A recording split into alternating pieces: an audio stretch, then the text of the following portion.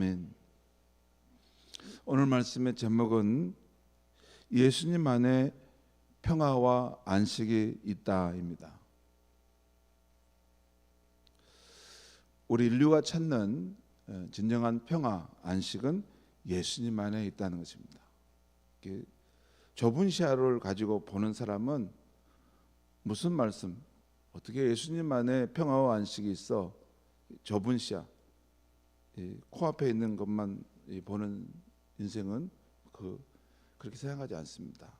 돈 안에 또 자기가 쌓아놓은 그런 재물과 세상적 명예 안에 평화 안식이 있다고 여길 수 있겠지만, 시야가 높은 사람, 그러니까 바로 눈앞에 있는 이것을 보는 게 아니라 지구 밖에서 만약에 이 지구에 있는 우리를 본다면, 예수님 안에 진정한 평화와 안식이 있구나. 결국에는 그 예수님 안에서부터 우리 인생에 평화와 안식이 주어지는구나, 이것을 발견하게 될 것입니다. 시야가 좁으냐 또 넓으냐 또 낮냐 높냐, 이것도 참 중요합니다. 우리가 하나님 말씀을 자주 읽고 묵상하게 되면 우리의 이 보는 관점이 좁아지는 게 아니고 이렇게 확장이 됩니다.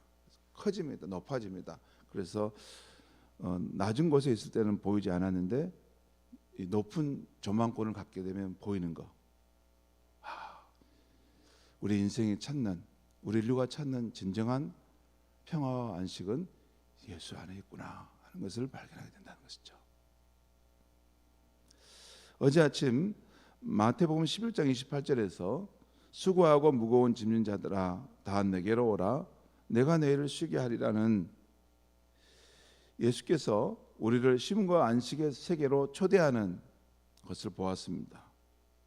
이 말씀은 예수님 안에, 예수님이 계신 곳에 우리들이 찾는 참된 안식이 있다는 말씀입니다. 그러니까 내게 오라. 너희가 찾는 참된 안식과 평화가 내게 있으니 내게 오라. 그 말씀하신 거 아닙니까? 사실 하나님 나라가 임하였으니 회개하고 복음을 믿으라.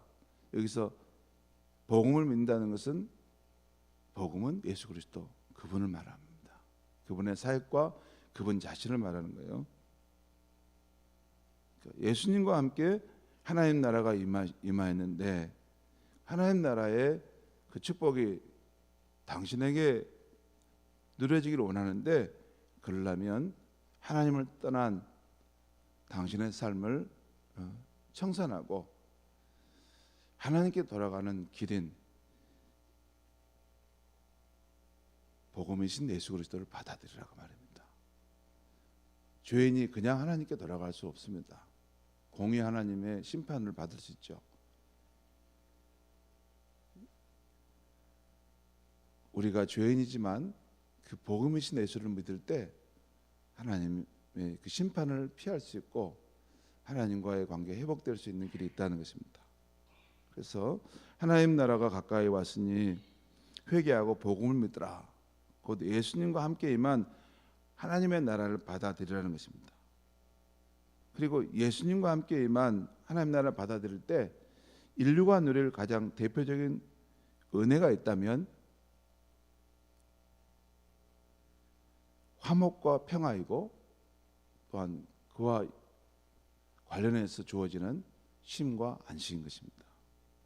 곧 하나님과의 분열, 갈등, 원수됨이 사라지고 화목으로부터 오는, 하나님과의 화목으로부터 오는 쉼과 안식, 공급을 누리며 산다는 것입니다.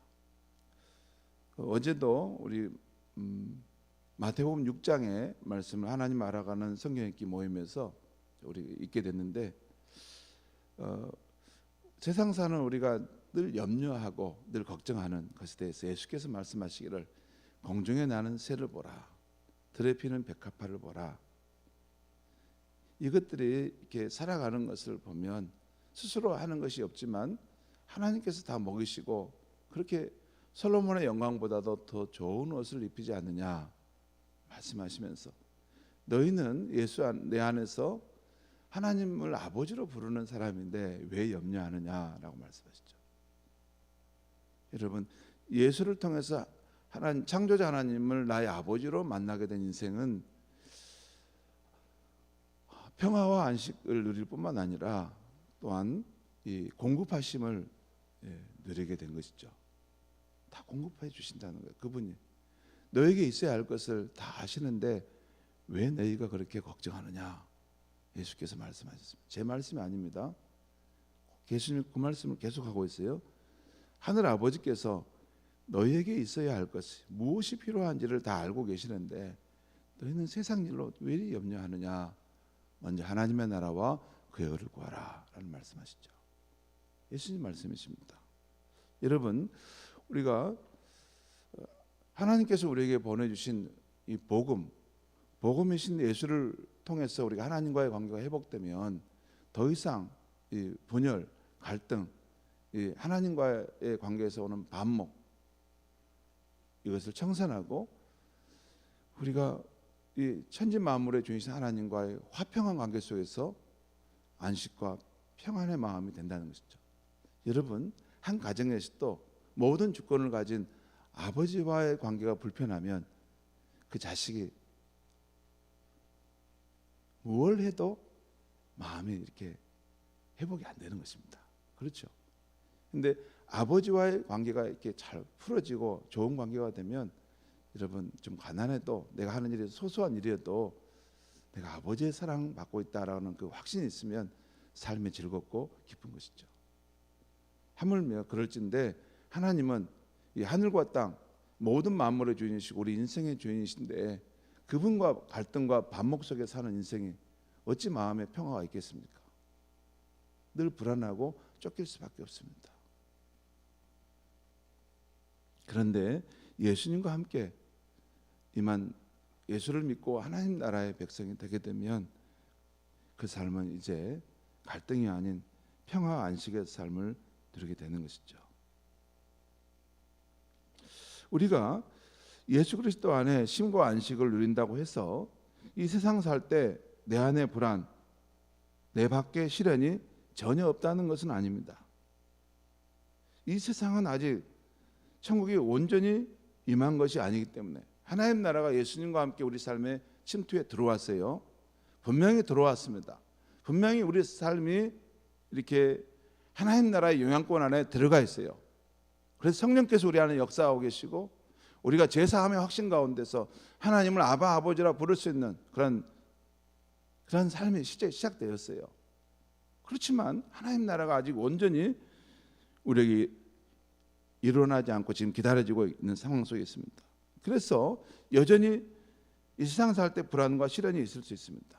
그러나 예수 그리스도 안에 있는 성도는 어떤 환경 가운데서도 이미 하나님의 평화와 안식의 삶을 누릴 수 있고 또한 적극적으로 선택할 수 있다는 것입니다.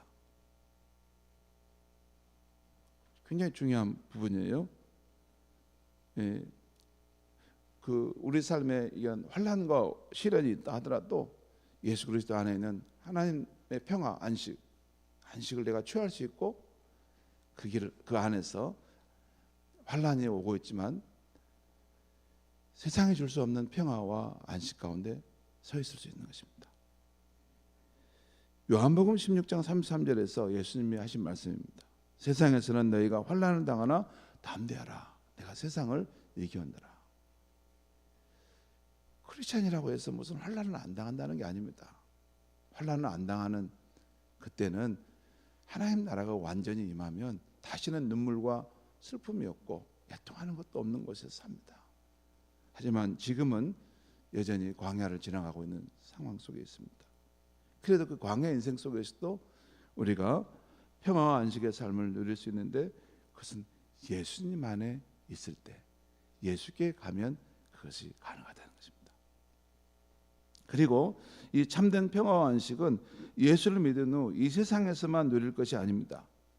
모든 인간이 맞이하는 죽음이라는 환난, 또 내세의 심판이라는 환난 속에서도 영원한 중보자이신 예수님 안에 있을 때, 오늘 우리가 찬송가 488장 굳건한 반석 위에 선다고 했지 않습니까? 영원한 반석은 누구십니까? 예수 그리스도. 그분 안에 서 있으면 심판도 비껴가고 하나님의 은혜 안에 서게 되는 것이죠. 바로 영원한 중보자이신 예수님 안에 있을 때 그 사람은 평화와 안식의 축복을 누리는 것입니다. 여러분, 죽음이라는 것은 또 내세의 심판이라는 것은 가공할 만한 위협과 두려움인 것입니다. 여러분, 죽음을 두려워하지 않을 수 있는 인생이 어디 있겠습니까? 이 세상에 다 죽음을 두려워합니다. 그런데 예수 그리스도 안에 있는 사람들은 이 죽음의 불안, 또 내세 심판의 불안도 두려워하지 않고 맞이할 수 있는 것은 영원한 중보자이신 예수님 안에서 평화와 안식의 축복을 보장받고 있기 때문인 것입니다.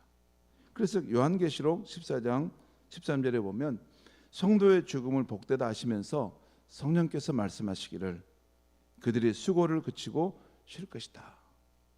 그 죽음은 이제 수고의 삶을 그치고 영원한 안식, 참된 평화로 들어갈 것이다 라는 말씀입니다. 이 예수님 안에 평화와 안식이 있다는 것입니다. 이 예수님 안에 들어온 자가 누리는 이 쉼과 안식이라는 주제가 오늘 아침 말씀에서는 바리새인들과의 안식일 논쟁으로 나타나고 있습니다. 오늘 마태복음 12장 1절 8절 말씀의 내용은 이런 것입니다. 어느 안식일에 예수님과 제자들이 밀밭 사이를 지나가시는데 제자들이 시장하여 밀이삭을 잘라 먹었던 것 같습니다. 그런데 율법에 밝은 바리새인들이 이것을 지적하면서 율법을 범했다라고 예수님을 비판하는 것이었습니다. 이 부분은 이 율법 자체라기보다는 자신들이 율법을 해석하는 그 전통의 관점에서 지금 시장할 때 제자들이 그 밀이삭을 잘라 먹었던 것을 비판한 것입니다.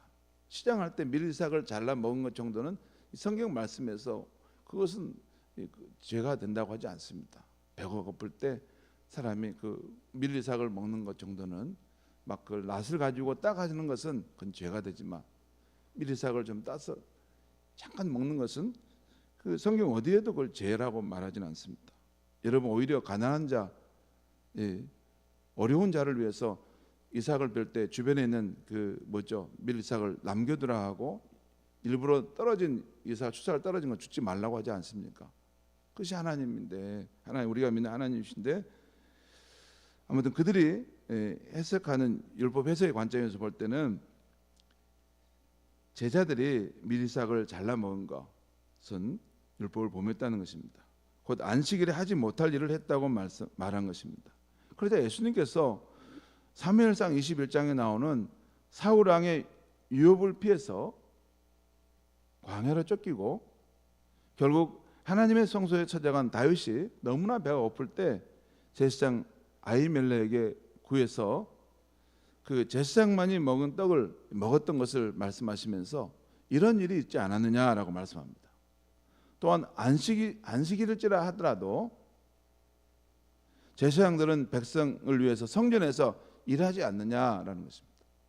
안식일 법을 중요하지만 성전에서도 그 하나님의 일을 하는 것, 그것은 안식일 법을 뛰어넘는 것이지 않느냐.